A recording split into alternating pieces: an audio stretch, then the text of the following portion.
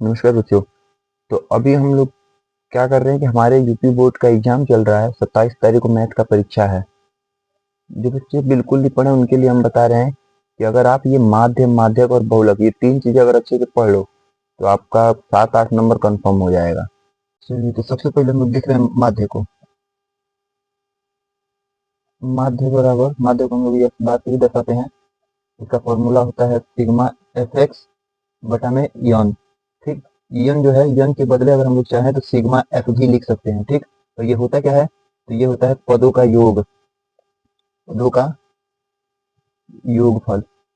ठीक है, तो यन क्या होता है? पदों का योगफल होता है, या फिर सिग्मा एफ होता है पदों का योगफल। एफ का मतलब होता है हमारा बारंबारता और सिग्मा का मतलब होता है योग। ठीक है, अब देखिए, तो हम लोग को कहीं कहीं पे फॉर्मूला ऐसे भी देखने को मिल सकता है कि सिग्मा एफ एक्स बटा में सिग्मा एफ। तो ये देखिए फिर भी सही है और ये देखिए फिर भी सही है। दोनों फार्मूला माध्य निकालने के लिए होते हैं।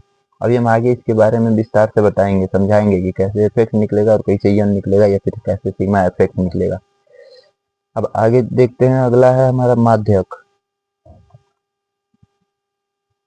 तो माध्यक कैसे निकलता है? तो माध्यक बराबर फॉर्मूला हमारा होता है एल प्लस एन बटा में दो माइनस सी एफ बटे में एफ और गुड़े एच। ये होता है हमारा माध्य का formula. L plus N by two minus C F बटा में एफ गुड़े एच, जहां एल का मतलब होता है, एल का मतलब होता है माध्यक वर्ग की निम्न सीमा। माध्यक वर्ग की निम्न सीमा, निम्न सीमा। एच का मतलब क्या होता है? एच का मतलब होता है वर्ग माप, वर्ग माप। यानी कि जो हमारा वर्ग अंतराल दिया रहेगा उसमें से बड़े वाले में से छोटे वाले को घटाने पे जो मिलेगा वही हमारा वर्ग माप कहलाता है। आगे हम समझाएंगे कैसे निकाला जाएगा। यन का मतलब प्रेक्षणों की संख्या, प्रेक्षणों की संख्या। और सी एफ का मतलब क्या होता है? तो सी एफ का मतलब होता है संचयी बारंबारता। ठीक है, और यहाँ पे जब हम क्वेश्चन को हल करेंगे तो वहां पे संचयी बारंबारता का कौन सा पद लेना है वो हम जब एग्जाम्पल बताएंगे वहां पे समझाएंगे। ठीक है, तो ये होता है हमारा संचयी बारंबारता। अगला है हमारा एल हो गया। एफ का मान, एफ किसे कहते हैं? तो एफ हमारा होता है, एफ हमारा होता है बारंबारता।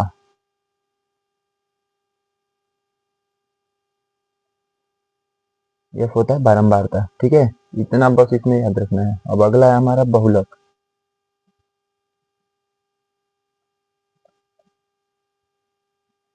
देखो बहुलक कैसे निकालते हैं हम लोग। तो बहुलक निकालने के लिए भी फॉर्मूला है हमारा। बहुलक बराबर होता है एल प्लस यहाँ पे F one minus F zero बटा में two F one minus F zero minus F two, और फिर ब्रैकेट बंद करके यहाँ पे गुणा कर देते हैं ये अच्छे से। तो ये होता है हमारा बहुलक निकालने का फॉर्मूला। यहाँ पे अगर देखा जाए तो यल का मतलब, यल का मतलब क्या होता है हमारा? तो यल का मतलब सेम वही होगा हमारा बहुलक वर्ग की निम्न सीमा, बहुलक वर्ग की निम्न सीमा, बहुलक वर्ग की निम्न सीमा।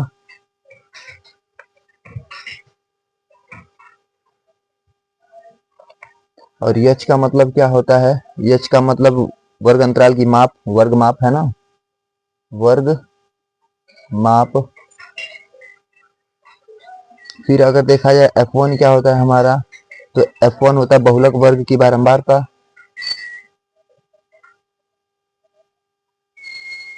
बहुलक वर्ग की बारंबारता, बारंबारता। और F0 क्या होता है? तो F0 होता है बहुलक वर्ग की बारंबारता का जस्ट ऊपर वाला बारंबारता, है ना, बहुलक वर्ग की बारंबारता का जस्ट ऊपर वाला, यानी कि पहले वाला बारंबारता। और F2 क्या होता है, तो F2 होता है F1 के जस्ट नीचे वाला बारंबारता। यानी कि इतना याद रखना कि F0 निकालने के लिए क्या करेंगे, F1 निकल गया तो F1 का जस्ट ऊपर वाला जो रहेगा या फिर F1 से जो पहले रहेगा वही हमारा F0 का मान होगा। और F2 क्या होता है, तो F1 से जस्ट नीचे वाला जो होता है वो, या फिर F1 के ठीक बाद वाला जो होता है वो हमारा F2 होता है। अभी एग्जाम्पल में समझाएंगे सब अच्छे से। चलिए, तो ऐसे हम तीनों फॉर्मूलों को देख लिए, तीनों फॉर्मूले अच्छे से ध्यान से देख लेना, इसको बढ़िया से याद कर लेना। और अभी हम चलेंगे फिर अब एग्जाम्पल्स पे।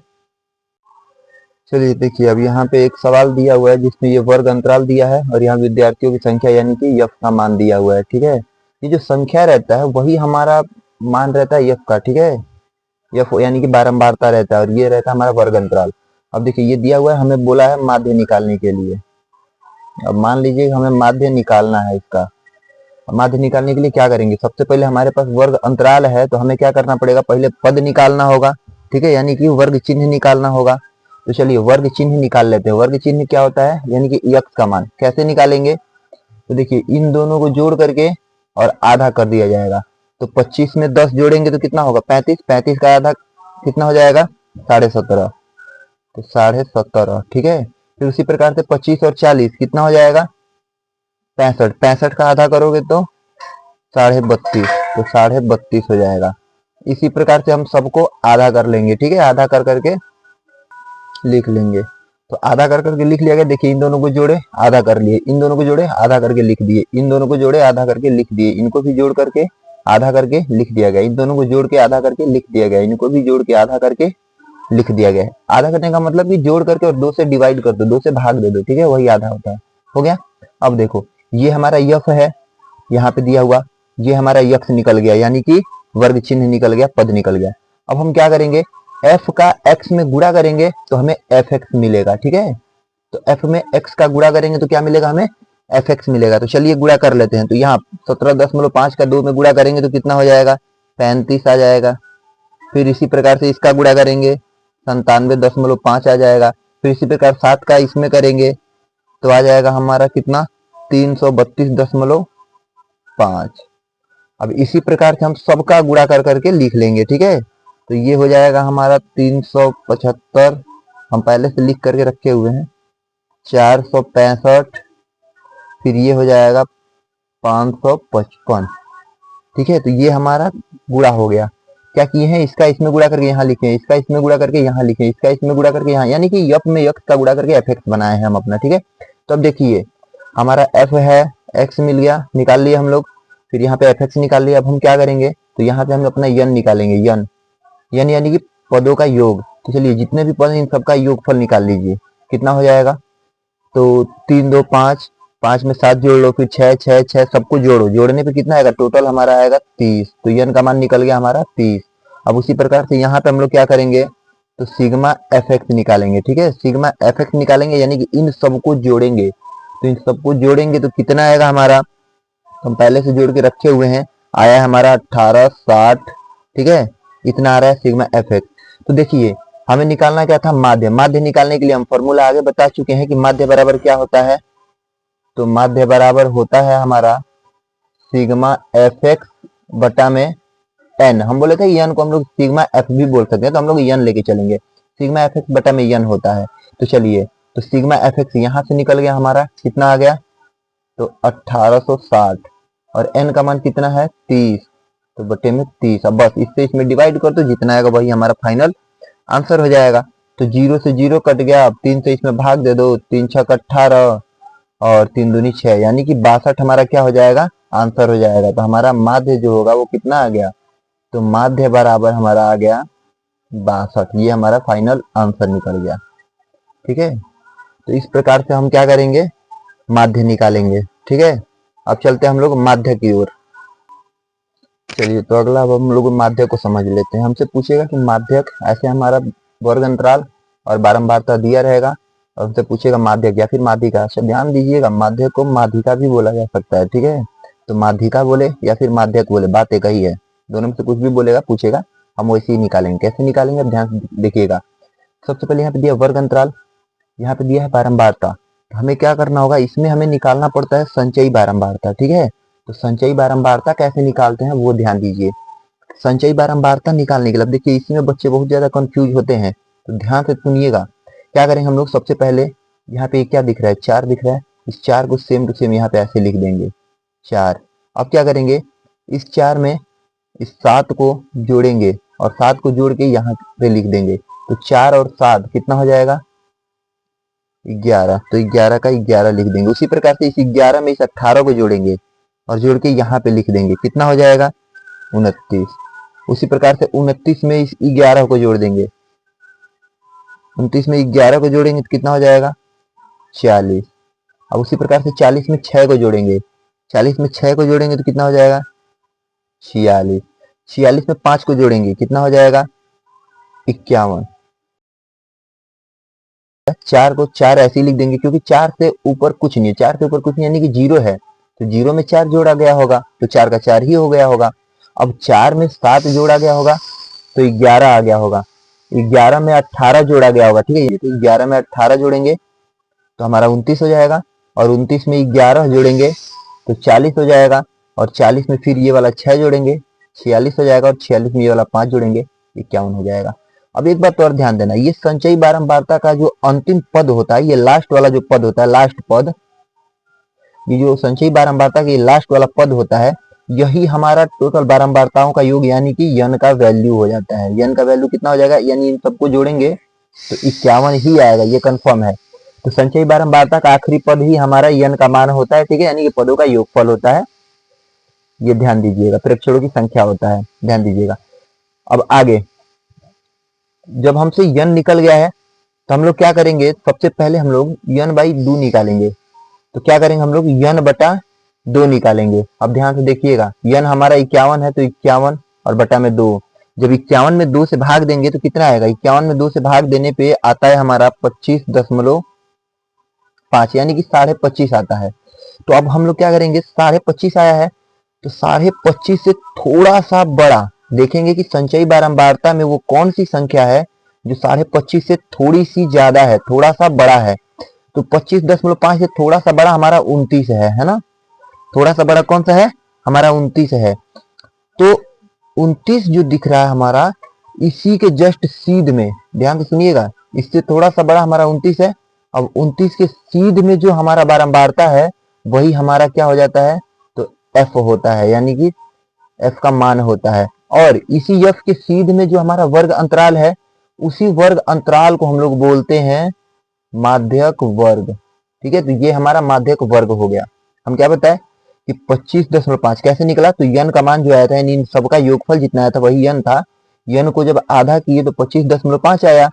अब 25.5 से थोड़ा सा ज्यादा कौन सा है संचयी बारंबारता में, तो इससे थोड़ा सा ज्यादा 29 है, तो 29 के सीध में जो बारंबारता है वही हमारा यफ का मान हो गया, और इसी के सीध में जो हमारा वर्ग अंतराल है वही हमारा माध्यक वर्ग हो गया।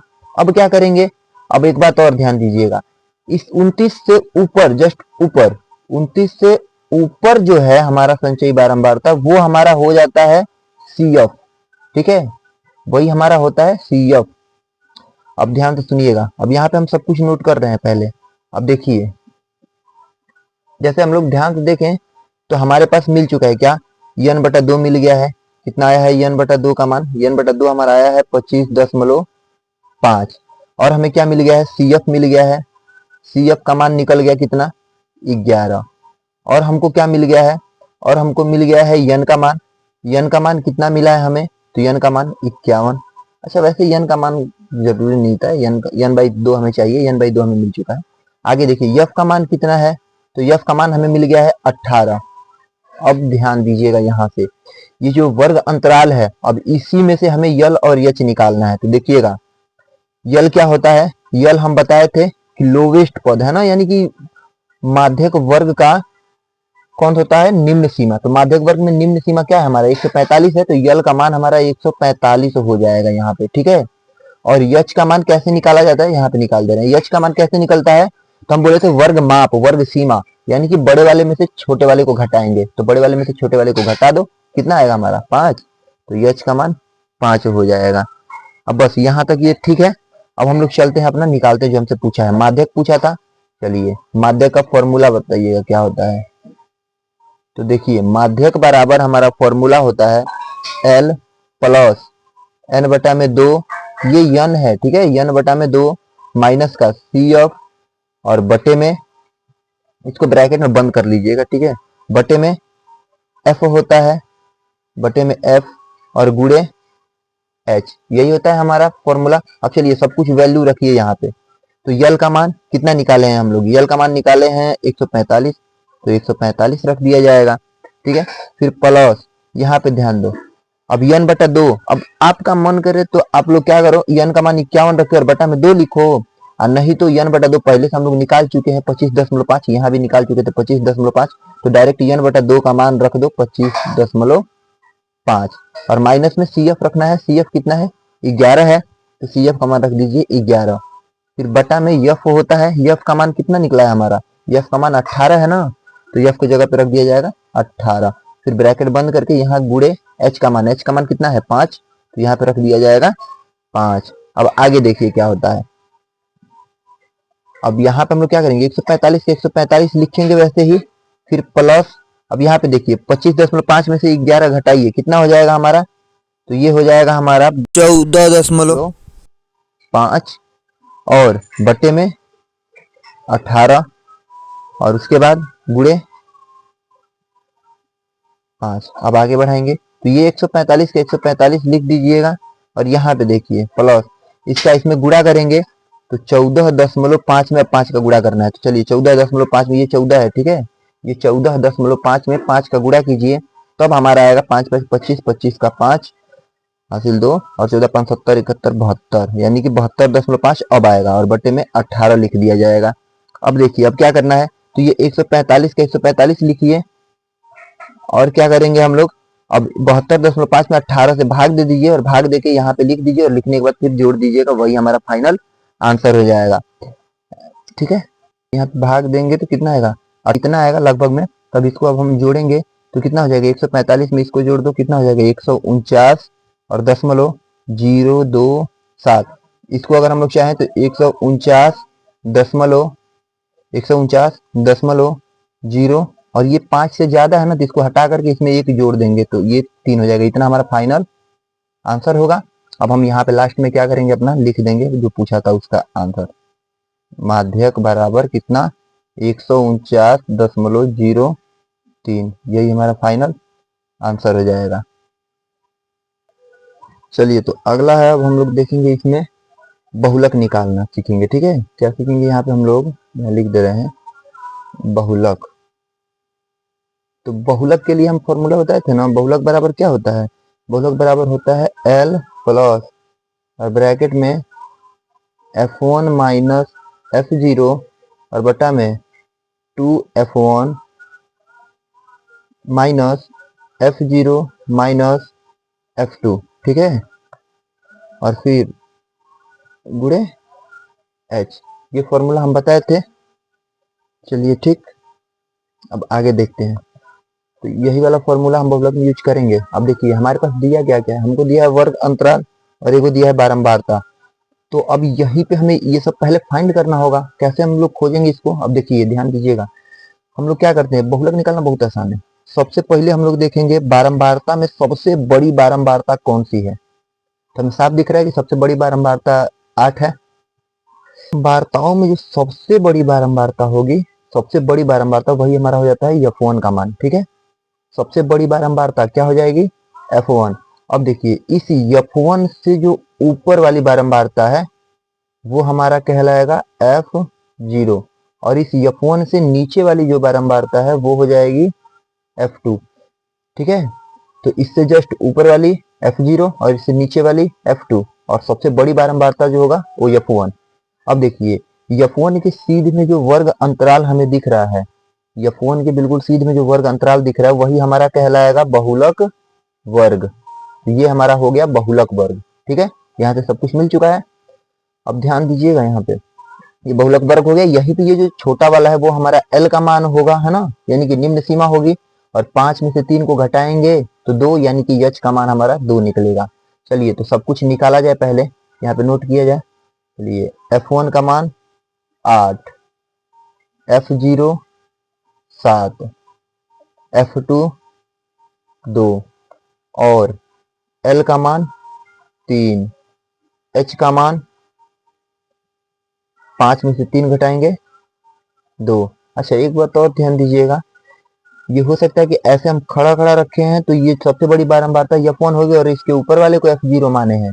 लेकिन वही अगर ऐसे अगर ये लेटा हुआ रहता, ऐसे रहता, तब हम लोग क्या करते, अगर ऐसे हमारा सारणी दिया रहेगा तब हम क्या करेंगे, तो बारंबारताओं में सबसे बड़ी बारंबारता F1 कहलाएगी और F1 से जस्ट पीछे वाली है ना, जस्ट पीछे वाली F0 कहलाएगी और इससे आगे वाली F2 कहलाएगी। ठीक है, तो ये ध्यान दीजिएगा।